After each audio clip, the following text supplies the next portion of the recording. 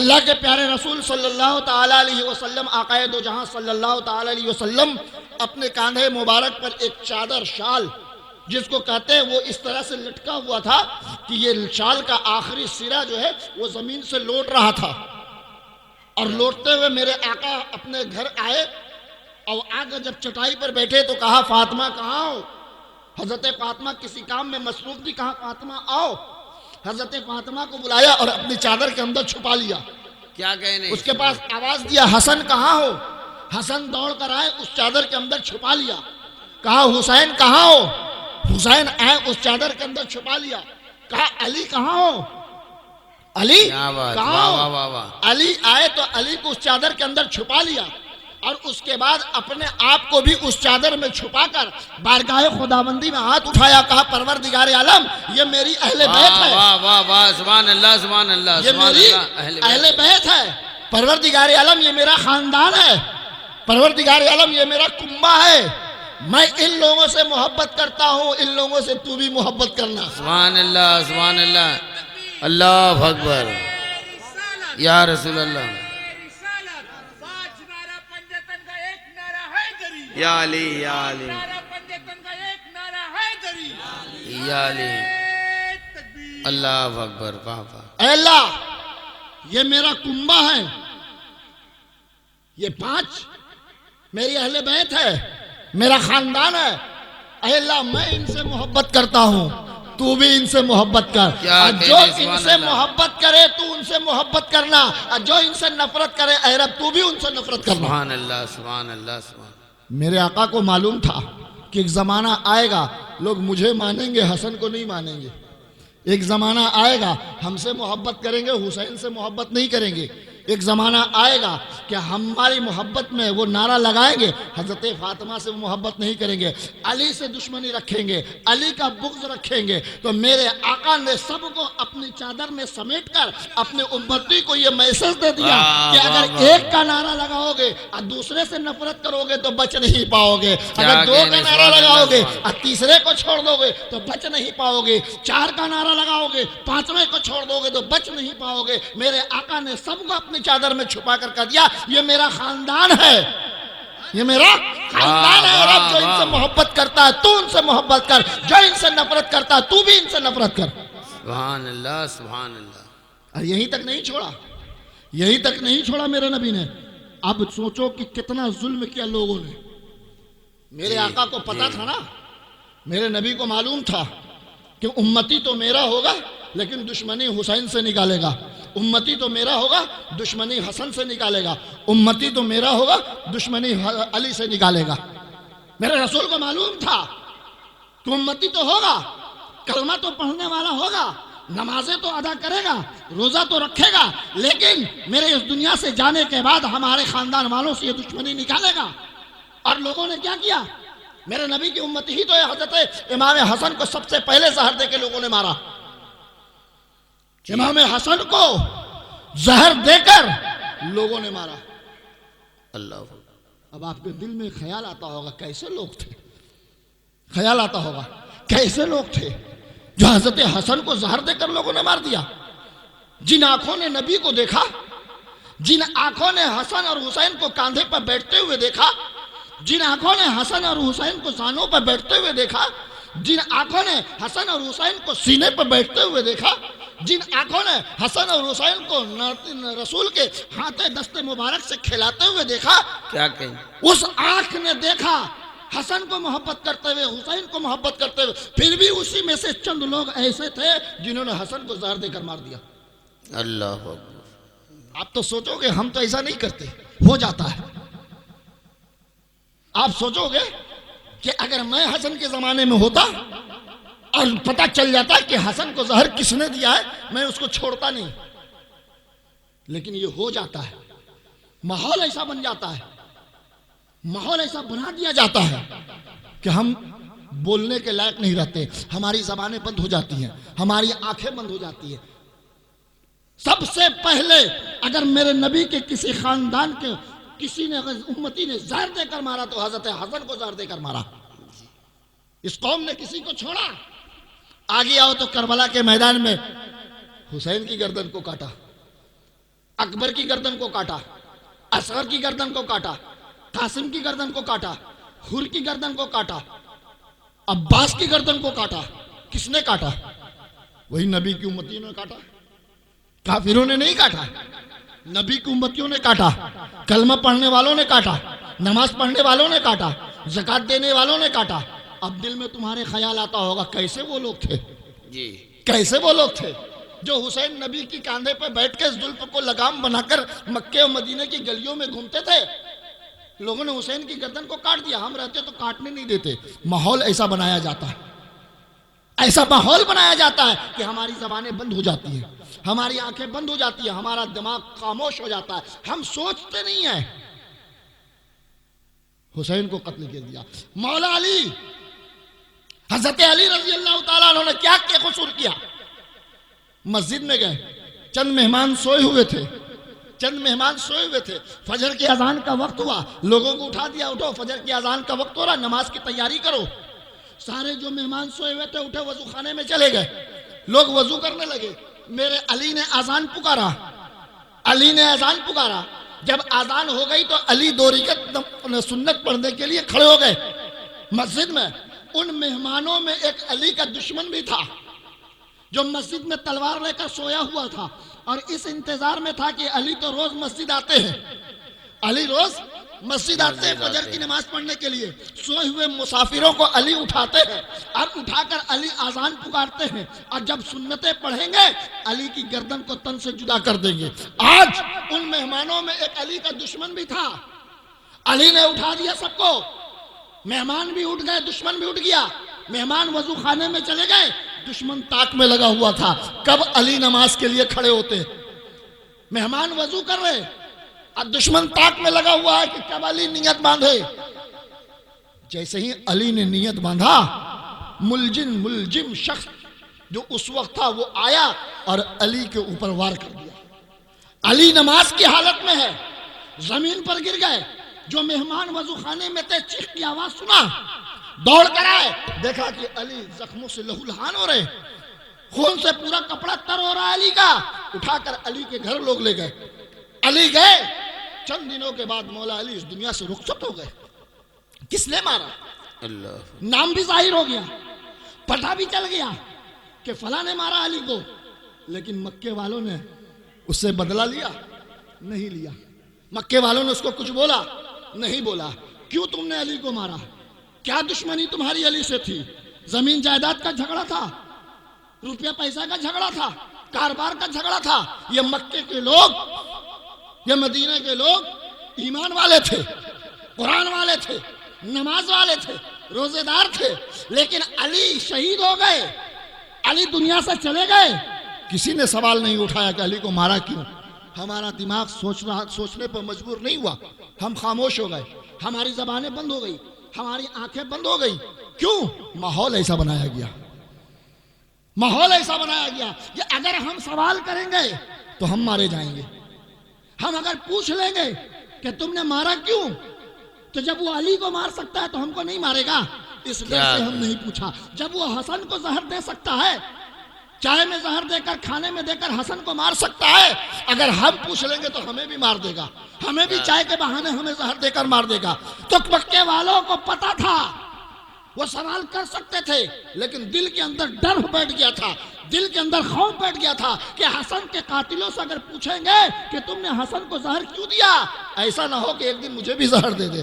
علی کے قاتلوں سے اگر ہم سوال کریں گے کہ علی کو تم نے شہید کیوں کیا، دل کے اندر ڈر تھا ایسا نہ ہو کہ ہم بھی مسجد میں نماز پڑھنے جائیں اور مجھے نے تلوار سے شہید کر دے۔ امام حسین کے قاتلوں سے، یزیدیوں سے کسی نے سوال نہیں کیا کہ تم نے حسین کو کیوں مارا۔ حسین سے اگر تمہاری لڑائی تھی تو اکبر کو کیوں مارا؟ اگر حسین سے تمہارا جھگڑا تھا تو اصغر کو کیوں مارا؟ اگر حسین سے تمہارا جھگڑا تھا تو عباس کو کیوں مارا؟ اگر حسین سے تمہارا جھگڑا تھا تو قاسم کو کیوں مارا؟ اس یزیدیوں کے قافلے میں جو کلمہ پڑھنے والے لوگ تھے، جو روزہ رکھنے والے لوگ تھے، جو زکات دینے والے لوگ تھے، انہوں نے نہیں سوال کیا۔ کیوں؟ اس لیے کہ جو بادشاہ یزید تھا وہ طاقتور تھا، وہ پیسے والا تھا۔ آج جب حسین کو اس نے مار دیا تو مجھے بھی مار دے گا، حسین کے بچوں کو جب مار دیا تو میرے بچوں کو بھی مار دے گا، حسین کی عورتوں کو جب بیوہ کر دیا حسین کی بیٹیوں کو جب یتیم کر دیا تو میرے بھی بچوں کو یتیم کر سکتا ہے. ہم ایمان والے تو ضرور تھے, کلمہ پڑھنے والے تو ہم ضرور تھے, روزہ رکھنے والے تو ہم ضرور تھے, ہم تسبیح و تحلیل کرنے والے تو ضرور تھے, لیکن ہم سوال نہیں کر سکے اس لیے کہ ماحول ایسا بنا دیا. جی ایسے ہی اسلام تھوڑی پھیلا ہے. آج ہم بولتے ہیں سیدوں کی تعظیم کرو تو بولتے کیوں کریں گے؟ کیا بولتے ہیں سیدوں کی تعظیم کرو, بولے کیوں کریں گے؟ کیوں کرو گے؟ کرنا ہی پڑے گا. اگر نہیں کرو گے تو اسلام سے خارج ہو جاؤ گے. میرے رسول نے کیا کہا, میرے آقا نے کیا کہا, اے لوگوں میں دو بھاری چیز تمہارے درمیان چھوڑ کر جا رہا ہوں. سبحان اللہ. یہ سب حدیث شریف کی بات میں کر رہا ہوں, کوئی قصہ کہانی کی کتاب سے میں نہیں بیان کر رہا ہوں. اے لوگوں میں تمہارے سامنے دو بھاری چیز چھوڑ کر جا رہا ہوں. دو بھاری چیز چھوڑ کر جا رہا ہوں. اب اس کو سمجھنے سے پہلے سمجھو. جی مشتاق گوہر صاحب ہیں, ان کے گھر کے سامنے میں اپنی موٹر سائیکل لگا دیا, ان کے دکان کے سامنے میں اپنی موٹر سائیکل لگا دیا اور کہا مشتاق گوہر صاحب یہ ہماری گاڑی ہے, میں جا رہا ہوں 4-6 گھنٹے کے بعد لوٹ کر آؤں گا, یہاں پر لگا دیں. انہوں نے کہا لگا دیجیے, لگا دیجیے. آپ کے کسی دکان کے سامنے میں نے اپنی گاڑی لگا دیا, میں کہیں جا رہا ہوں 4-6 گھنٹے کے بعد لوٹ کر آؤں گا, لگا دے. آپ نے کہا لگا دیجیے. ہم چلے گئے, جہاں بھی جانا ہو چلے گئے. اب بتاؤ اس گاڑی کی حفاظت کون کرے گا؟ جس کے سامنے میری گاڑی لگی ہو. جی ان کے دکان کے سامنے لگی ہو تو حفاظت کریں گے. ان سے کہہ کے گئے ہیں یہ میری گاڑی ہے, آپ نے کہا کہ ہاں لگا دو, تو گاڑی تو میری ہے, پیسہ میرا لگا ہے, پونجی میری ہے, امانت میری ہے, لیکن دیکھ کون رہا ہے؟ یہ دیکھ رہے, اس لیے کہ میں نے ان کے ذمہ لگا کر دیا. جی اب جب تک میں لوٹ کر نہیں آؤں گا میری گاڑی کی پوری ذمہ داری ان کے اوپر ہے. کوئی اس پر اسکریچ نہ ہو, کوئی ٹائر میں کانٹا نہ ڈال دے, کوئی ٹائر نہ کھول لے, کوئی پیٹرول نہ نکال لے, کوئی گاڑی میں کسی طرح کا کوئی نقصان نہ پہنچائے. پوری ذمہ داری ان کی ہے, اس لیے کہ میں نے ان سے کہہ دیا کہ یہ میری گاڑی ہے, آپ کو ذمہ میں کر کے جاؤں. آپ نے کہا کر کے جاؤ, جی میں دیکھوں گا. اب اگر ایک دن تک بھی میں نہیں آیا تو پوری گاڑی کی حفاظت آپ کو کرنا ہے. کرنا ہے نا. ہر آدمی تو یہی کرتا, بھائی چارگی کا تقاضا تو یہی ہے کہ آدمی جلدی میں ہوتا ہے, کسی کی دکان پر لگا کر چلا گیا. اب سنو رسول نے کیا کہا, اے لوگو میں دو بھاری چیزیں تمہارے درمیان چھوڑ کر جا رہا ہوں.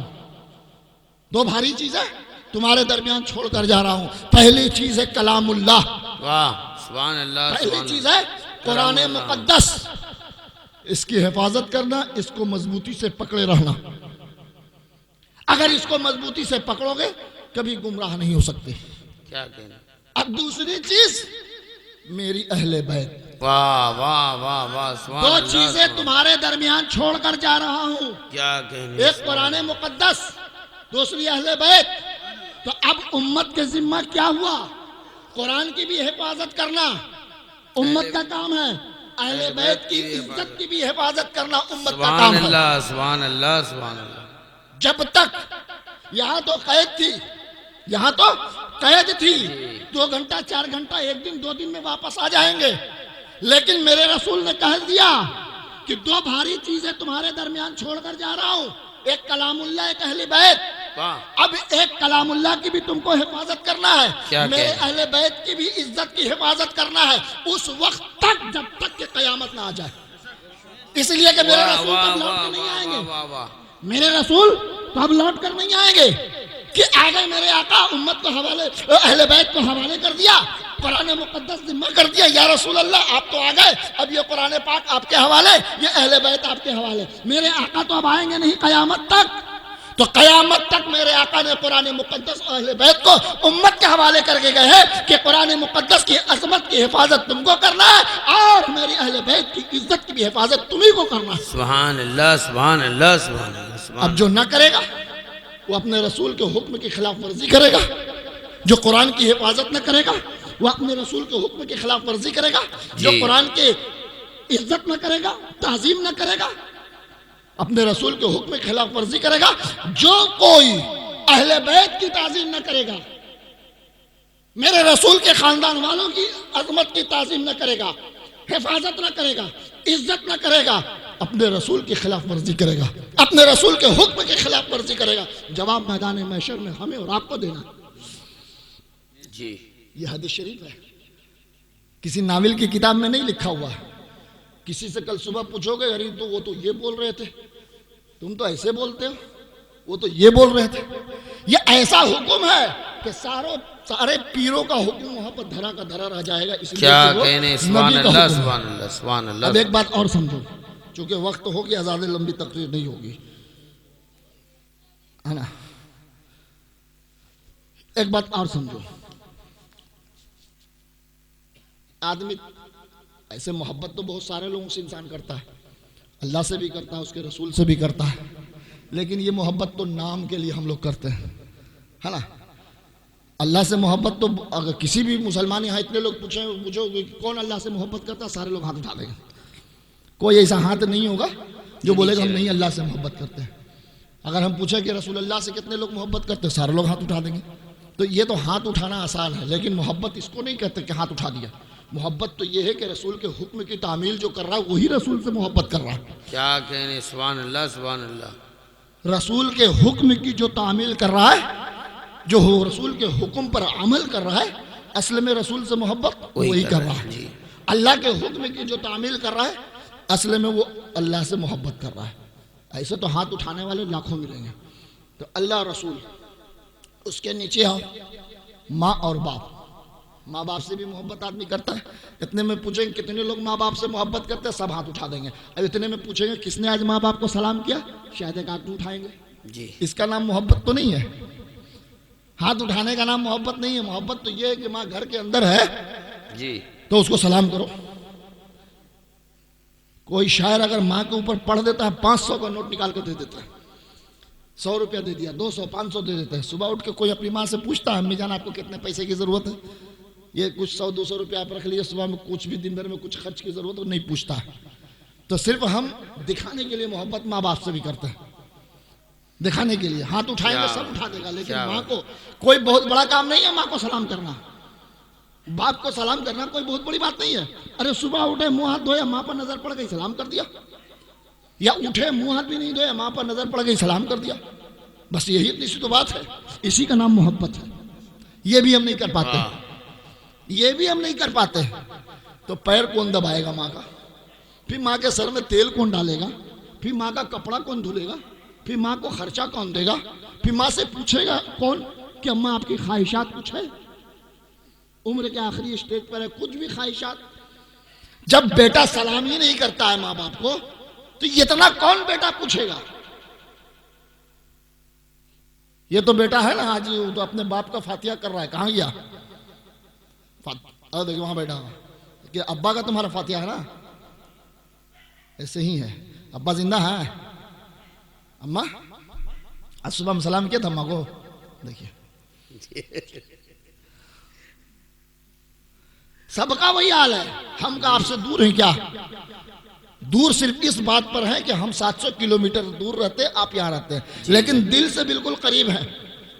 جی بالکل, واہ واہ واہ واہ, دل سے ہم آپ کے قریب ہیں. سبحان اللہ. آپ کیا صبح سے شام تک کر رہے ہیں مجھے معلوم ہے, آپ اپنی زندگی کیسے گزار رہے ہیں صبح سے شام تک مجھے پتا ہے. چونکہ ہم تو نہیں ہیں, میرے لوگ تو ہیں نا یہاں, میرا خاندان تو ہے نا یہاں. جی سبحان اللہ سبحان اللہ. اس کو تو کوئی غلط نہیں کر سکتا. تو اب جب آپ صرف ہاتھ اٹھا کر ثابت کرنا چاہتے ہو کہ ماں باپ کی سے محبت کرتے ہیں, تو یہ محبت آپ کو آخرت میں کام نہیں دے گی, نہیں دے گی آپ کی یہ محبت. محبت وہ کام دے گی کہ صبح اٹھ کے ماں کو سلام کرو, جس کے باپ زندہ ہے. ہم لوگ کو تو ماں باپ بھی نہیں ہے, جس کی ماں بہت بڑی نعمت ہے. دنیا کی ہر چیز خرید سکتے ہو پیسے سے, ہر چیز خرید سکتے ہو پیسے سے, ماں نہیں خرید سکتے ہو پیسے سے. واہ واہ واہ. ماں زندہ ہے تو ماں کی تعظیم کرو. ارے میرے آقا نے تعظیم اس ماں کی کیا ہے, میرے آقا نے اس ماں کی تعظیم کیا ہے جس ماں نے میرے رسول کو پیدا نہیں کیا ہے. کیا بات ہے, جس ماں نے میرے رسول کو پیدا نہیں کیا, اس ماں کی میرے آقا نے تعظیم کیا ہے. صرف جس ماں نے پرورش کیا ہے, صرف اپنا دودھ جس ماں نے پلایا ہے, میرے آقا نے اس کی تعظیم کیا ہے. تو آپ کی ماں نے تو آپ کو شکم میں رکھا, آپ کی ماں نے آپ کو پیدا کیا, آپ کی ماں نے آپ کو چلنا سکھایا, کھانا سکھایا, اٹھنا بیٹھنا سکھایا. اس کے بعد بھی ہم اس ماں کو صبح میں سلام نہیں کرتے, تو پھر تقریر کرنا اور سننا بھی بیکار. کیوں بڑے بڑے 40-40 ہزار روپے دے کر مولانا بلاتے ہو؟ کوئی فائدہ نہیں. کیا 40 ہزار روپے دے کے آپ بڑے بڑے شاعروں کو بلاتے ہیں. اب آپ ماں کی قدر نہ کرتے ہو تو کیوں بلاتے ہیں ان شاعروں کی؟ ان شاعروں کی عزت ہم اس طرح کرتے ہیں کہ اس طرح عزت اپنے باپ کی ہم نہیں کرتے. وہ شاعر آپ کو دے کے کیا جاتا ہے؟ وہ مزدوری لیتا ہے تو آپ کے سامنے چند گھنٹہ نعت شریف پڑھ کے چلا جاتا ہے. اور جو ماں آپ کو پیدا کی، آپ کبھی سوچا؟ کبھی نہیں سوچا. اجمیر شریف تو یہاں پر سب لوگ گئے ہوں گے، سارے لوگ اجمیر شریف گئے ہوں گے، مجھے معلوم ہے. ایک ہی دو آدمی بولے گا جو نہیں گئے، نہیں تو سارے لوگ گئے ہوں گے. جب آپ اجمیر شریف جائیں گے نا تو آپ کو کئی طرح کے لوگ ملیں گے. کچھ لوگ اسٹیشن پر بھی ملیں گے، کچھ لوگ آپ کو ٹرین پر بھی ملیں گے، کچھ لوگ اجمیر شریف میں بھی ملیں گے. کیسے لوگ ملیں گے؟ جی ایک آدمی ایسا آپ کو نظر سے گزرا ہوگا جس کا ہاتھ نہیں ہے، ایک ہاتھ نہیں ہے، ایک ہاتھ ہے. ایسا آدمی آپ کو ملا ہوگا. کچھ آپ کو ایسے اجمیر شریف میں نظر آئے ہوں گے جس کا پیر بھی ختم ہے، ہاتھ بھی ختم ہے، سینے کے بل سے چل رہا ہے، چھوٹے چھوٹے بیرنگ کا چکا بنا ہوا اس کے اوپر لیٹ کر وہ چل رہا ہے. کیا کر رہا ہے؟ وہ بھیک مانگ رہا ہے. کچھ لوگ آپ کو ایسے لوگ نظر آئیں گے جو سب کچھ ٹھیک ٹھاک ہے، ہاتھ بھی ٹھیک ہے، پیر بھی ٹھیک ہے نا، آنکھ بھی ٹھیک ہے، دیکھ بھی رہا ہے، سب کچھ ہے، لیکن اس کا دماغ تھوڑا کمزور ہے. کپڑا نہیں پہنے ہوئے، پاگلوں کے جیسا، پاگل ہی بولیے اس کو، کہ داڑھی بڑھائے ہوئے، مونچھ بڑھائے ہوئے، کپڑا گندا ہے. وہ دنیا جہان کا جری پولیتھین اپنے یہاں پاکٹ میں، یہاں پاکٹ میں، یہاں کھوسے ہوئے ہے نا. سب کچھ ٹھیک ہے، دیکھ بھی رہا ہے، ہاتھ بھی اس کا ٹھیک ہے، پیر بھی ٹھیک ہے، طاقت بھی ہے، لیکن دماغ تھوڑا سا اس کا کمزور ہے، پاگل ہے. تو وہ اپنی شکل بنائے. یعنی آپ جب آج کے بعد سے جب دھیان دو گے تو یہ آپ کو سمجھ میں آئے گا. ہر طرح کے لوگ آپ کو نظر آئیں گے. آپ کیا کرتے ہو؟ کوئی ہاتھ کا لولہا آیا آپ کے سامنے سے گزرا، محبت میں 10 روپے اس کو دے دیا. اجمیر شریف گئے، آپ دیکھیں گے کہ کوئی شخص لگڑ کے وہ گزر رہا ہے، سڑک پر گزر رہا ہے، ہاتھ پیر سب ختم ہے، لیکن وہ گزر رہا ہے. آپ کو ہمدردی آ گئی، محبت آ گئی، 10 روپے نکال کے دے دیا. کسی نابینا پر نظر آ گئی، لاٹھی کے سہارے چل رہا ہے، 10 روپے اس کو دے دیا. یعنی جتنے بھی مجبور لوگ ہیں سب کو آپ 10-10 روپے دیا. لیکن آپ کبھی سوچا نہیں، آپ کبھی سوچا نہیں. ابر سے سوچو گے کہ اگر کسی نابینا پر نظر پڑ جائے تو اس کو 10 روپیہ دینا اور کھڑے ہو کر 1 منٹ اپنے رب کا شکر ادا کرنا کہ پروردگار عالم تیرا ہم پر ہزاروں ہزار احسان ہے کہ تو نے مجھے نابینا نہیں پیدا کیا. اگر نابینا پیدا کر دیتا تو آج ہم بھی یہاں پر کھڑے ہو کے بھیک مانگتے. اگر کسی لنگڑے پر نظر پڑ جائے جب پیر سے مجبور ہو تو آپ اس کو 10 روپیہ دیکھ کر اپنے رب کا فوراً شکر ادا کر دینا. پروردگار عالم تیرا ہزار ہزار شکر ہے کہ تو نے مجھے لنگڑا نہیں پیدا کیا، ورنہ آج ہم بھی یہاں پر بھیک مانگتے ہوئے نظر آتے. اگر لولہا شخص نظر آ جائے تو 10 روپیہ دے کر اپنے رب کا شکر ادا کرنا کہ پروردگار عالم تو نے مجھے لولا نہیں پیدا کیا، ورنہ ہم بھی بھیک مانگتے ہوئے نظر آتے. ہاتھ پیر سے مجبور تو نے پیدا نہیں کیا، ورنہ آج اجمیر کی سڑکوں پر ہم بھی بھیک مانگتے ہوئے نظر آئے. صرف پیسہ دینے سے کام نہیں چلے گا، فوراً رب کی بارگاہ میں شکر ادا کرو. پروردگار عالم تو نے مجھ کو صحیح سلامت پیدا کیا، ہاتھ میں طاقت دے کر پیدا کیا، پیر میں طاقت دے کر پیدا کیا، آنکھ میں روشنی دے کر پیدا کیا، دماغ کو صحیح سالم کر کے بھیجا، سوچنے اور سمجھنے کی طاقت دے کر بھیجا، دیکھنے کی طاقت دے کر بھیجا. پروردگار عالم تیرا لاکھ لاکھ شکر ہے. اگر ایک انگ بھی، ایک حصہ بھی اگر میرا کم کر دیتا تو آج ہم بھی یہاں بھیک مانگنے پر مجبور ہو جاتے. شکر ادا کر اپنے رب کا بے شک کہ آپ صحیح سالم ہو. جی سوچنے سمجھنے کی طاقت رب نے عطا کیا، دیکھنے کی طاقت عطا کیا، چلنے کی طاقت عطا کیا، بولنے کی طاقت عطا کیا، سننے کی طاقت عطا کیا، سونگھنے کی طاقت عطا کیا. یعنی ہر چیز آپ کو عطا کیا. لیکن اس کے بعد 1 بجے رات تک جلسہ تو ہم سنتے ہیں، لیکن فجر کا نماز کون پڑھے گا؟ ظہر کی نماز کون پڑھے گا؟ عصر کی نماز کون پڑھے گا؟ جلسہ مت سنو، مت سنو کسی کا جلسہ، مت سنو کسی کی تقریر، لیکن فجر کی نماز پڑھ لو، ظہر کی نماز پڑھ لو، عصر کی نماز پڑھ لو، مغرب کی نماز پڑھ لو، عشاء کی نماز پڑھ لو. رب کی بارگاہ میں جاؤ گے، رب نہیں پوچھے گا کہ تم نے جلسہ کیوں نہیں سنا. نہیں پوچھے گا کہ غوث اعظم کے نام کی کانفرنس تھی، تم نے کیوں نہیں سنا. فلاں مولانا آئے تھے، ان کی تقریر کو تم نے کیوں نہیں سنا. فلاں شاعر آیا تھا، اس کی نعت کو تم نے کیوں نہیں سنا. رب نہیں پوچھے گا. لیکن ہزاروں جلسہ سن کر جاؤ گے، لاکھوں جلسہ سن کر جاؤ گے، اور نمازیں پڑھ کر نہیں جاؤ گے، رب سب سے پہلے سوال کرے گا۔ کیا ہم تم کو جو پیدا کیا تھا جلسہ سننے کے لیے پیدا کیا تھا، ہم تم کو پیدا کیا تھا نعت سننے کے لیے، ہم تم کو پیدا کیا تھا کاروبار کرنے کے لیے، ہم تم کو پیدا کیا تھا تجارت کرنے کے لیے، ہم تم کو پیدا کیا تھا شادی کرنے کے لیے؟ نہیں، ہم نے تم کو پیدا کیا تھا اپنی عبادت کرنے کے لیے۔ تم عبادت تو کر کے نہیں آئے، اب بتاؤ یہاں تمہارا کیا حشر ہوگا؟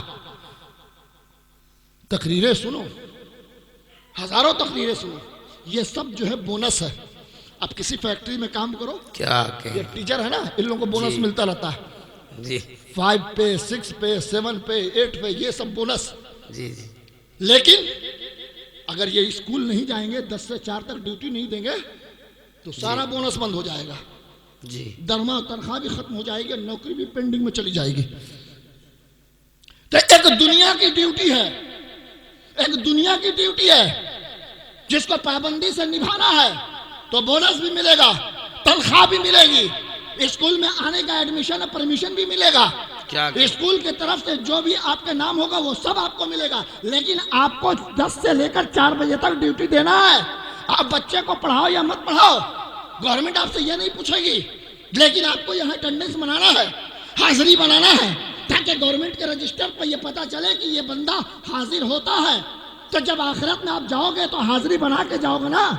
اب حاضری تو آپ بناؤ گے نہیں، مسجدوں میں نماز پڑھ کر نہیں جاؤ گے تو وہاں کیا بونس ملے گا، کیا نہیں آپ کو ملے گی؟ ایک چھوٹے سے ٹیچر سے سبق سیکھو کہ اگر یہ نہیں جائیں گے اسکول تو ان کے درما کو بند کر دے گا، لیکن تم اپنے رب کے رحم کو دیکھو، کیا تم کہنے اپنے رب کے کرم کو دیکھو سبحان اللہ۔ کہ دن بھر میں 5 وقت نماز پڑھنے کا حکم ہے، ایک بھی وقت اگر ہم نے نماز نہیں پڑھا پھر بھی وہ ہمیں بھوکا نہیں سلاتا، کیا بات ہے، واہ واہ، پھر بھی وہ ہمیں بھوکا نہیں سلاتا ہے، وہ ہمیں صبح کا ناشتہ بھی دیتا ہے، وہ دوپہر کا کھانا بھی کھلا رہا ہے، وہ رات کا کھانا بھی کھلا رہا ہے، اگر آپ پان کھاتے ہیں تو پان بھی کھلا رہا ہے، چائے پیتے ہیں تو چائے بھی پلاتا ہے۔ کتنا مہربان آپ کا رب ہے جی سبحان کہ اللہ۔ ڈیوٹی نہ کرنے پر بھی کھانا پانی سب کچھ دے رہا ہے۔ تو یہ مت سوچو کہ ڈیوٹی نہ کرنے پر وہ سب کچھ دے رہا ہے، اس لیے دے رہا ہے کہ اس نے تم کو پیدا کیا ہے، اس لیے دے رہا ہے، اس کی ذمہ داری ہے کہ ہم نے جب پیدا کیا تو اس کو کھلائیں، جس طرح آپ اپنے بچے کو کھلاتے ہیں کہ اس کو ہم نے پیدا کیا ہے تو اس کو کھلائیں گے۔ تو یہ تو دنیا کا آپ کے نظام کے حساب سے آپ کو کھانا پینا سب کچھ دے رہا ہے، لیکن آخرت میں آپ کا حساب لے گا جی کہ کھانا میں نے دیا، پانی میں نے دیا، تینوں ٹائم میں نے بھرا، تینوں ٹائم تمہارے پیٹ کو میں نے بھرا، لیکن تم نے مجھے یاد نہیں رکھا۔ اب آج بتاؤ، آج تمہارا ساتھ ہم کیا سلوک کریں؟ کہاں جاؤ گے؟ ادھر جہنم ہے ادھر جنت ہے، کدھر جاؤ گے؟ آپ بول نہیں پاؤ گے کہ اے رب مجھے جنت میں پہنچا دے، کیوں؟ ادھر جانے کا کام کر کے نہیں آئے ہو، نیکیاں لے کر نہیں آئے ہو، اعمال کو جو ہے برائیوں سے بھر کر آئے ہو۔ آپ نماز پڑھو، آپ نماز پڑھو جتنا ہو سکے، جی 5 وقت میں 2 ٹائم کم سے کم پڑھ لو۔ کوئی نماز پڑھنے میں کوئی وقت نہیں لگتا، گھنٹوں ہم چائے کی دکان میں غیبت کرتے ہیں، چغل خوری کرتے ہیں، اس کی گپ شپ میں ہمارا گھنٹوں وقت چلا جاتا ہے۔ آپ طے کر لو، کہیں بھی رہیں گے، کسی بھی جگہ رہیں گے، 5 منٹ نکال کر مسجد میں ہم نماز پڑھ لیں گے، صرف 5 منٹ لگتا سبحان ہے۔ اللہ سبحان مت پڑھو پوری نمازیں، عشاء میں 17 رکعت ہے، مت پڑھو، 4 رکعت فرض پڑھ لو، 3 رکعت وتر پڑھ لو، 2 رکعت نفل پڑھ لو، اتنے پڑھ لو، مت پڑھو اثر میں 8 رکعت، 4 ہی رکعت پڑھ لو، لیکن پڑھو۔ یہ 4 پڑھنے کا حکم ہے، 4 کے بارے میں پوچھا جائے گا، ظہر کی 4، عصر کی 4، مغرب کی 3، عشاء کی 4، فجر کی 2، اس کے بارے میں تم سے تمہارا رب پوچھے گا۔ باقی جو سنتیں ہیں یہ بونس ہے۔ میرے آقا کا ارشاد ہے کہ اگر میرے امتی کی نیکیاں کم ہوں گی فرض سے تو جو نفل پڑھ کر آیا ہے، جو سنتیں پڑھ کر آیا ہے، میرا رب کہے گا کہ میرے امتی کی جو نفلیں ہیں، جو سنتیں ہیں، اس کو فرض کے برابر کر دو، اس کو فرض کے برابر کر دو، اور اس کی نیکیاں میرے امت کی جھولے میں ڈال دو تاکہ اس کا بیڑا پار ہو جائے۔ اس لیے ہم سنت پڑھتے ہیں کہ فرض کی نیکیاں اگر کم ہو جائے تو یہ سنتیں اس دن فرض کے برابر ہو جائیں گی، یہ نفلیں اس دن فرض کے برابر ہو جائیں گی، اور وہ ہمارے نیکی میں اضافہ کر کے ہمیں جنت کا حقدار بنا دیں گے۔ پھر دوسری طرف غوث اعظم ہے، کیا کہنے، دوسری طرف تو غوث اعظم ہے، یہ اولیاء کرام ہے، مولا علی ہے، بزرگان دین ہیں، سرکار ملت ہے، سیدنا پاک ہے، یہ خاندان غوث پاک ہے، یہ واہ، اہل واہ، بیت واہ، ہے، واہ، یہ خاندان اہل بیت اس لیے گردن تھوڑی کٹایا ہے کہ ہم اپنی مغفرت ہوگی۔ ارے مولا علی جو شہید ہوئے تو کل میدان محشر میں علی سے رب پوچھے گا علی کیا چاہتے ہو؟ شہید تو ایسے ہی جنتی ہے، شہید تو ایسے جنتی ہے۔ رب پوچھے گا حسین تم تو جنتی ہو، شہادت کا درجہ لے کر آئے ہو، تم تو جنتی ہو۔ علی تم تو شہادت کا درجہ لے کر آئے ہو، تم تو جنتی ہو۔ حسن تم تو شہادت کا درجہ لے کر آئے ہو، تم تو جنتی ہو۔ اب بتاؤ کیا چاہتے ہو؟ تو حسن بولیں گے، علی بولیں گے، حسین بولیں گے، اکبر بولیں گے، اصغر بولیں گے، قاسم بولیں گے ہم اپنی شہادت کا بدلہ اپنے نبی کی امت کی مغفرت چاہتے ہیں۔ سبحان اللہ سبحان اللہ، ہم اپنی سبحان اللہ، شہادت کا سبحان بدلہ اللہ۔ واہ، اپنے واہ، واہ، نبی کی امت کی مغفرت چاہتے ہیں۔ سبحان رب اللہ، بس میرے سبحان نبی کی امت کی مغفرت کر دے، واہ، بس واہ۔ ہماری شہادت پوری ہو جائے گی۔ سبحان اللہ سبحان اللہ سبحان اللہ سبحان اللہ، کیا کہیں؟ کون بخشوائے گا؟ علی اپنے جان کی قربانی دیکھو، شہید ہو گئے، بچہ شہید ہو گیا۔ رب پوچھے گا کیا چاہیے تو علی کیا کہیں گے؟ میرے نبی کی امت کی مغفرت کر دے، بس مجھے یہی چاہیے۔ واہ واہ سبحان اللہ سبحان اللہ۔ حسین کا پورا خاندان کربلا میں شہید ہو گیا۔ رب پوچھے گا تم تو جنتی، تمہارا سارا بچہ جنتی ہے، حسین کیا چاہیے؟ حسین کہیں گے میرے نبی کی امتی کو بخش دے، مجھے یہی چاہیے۔ بات سمجھ میں آ رہی ہے نا؟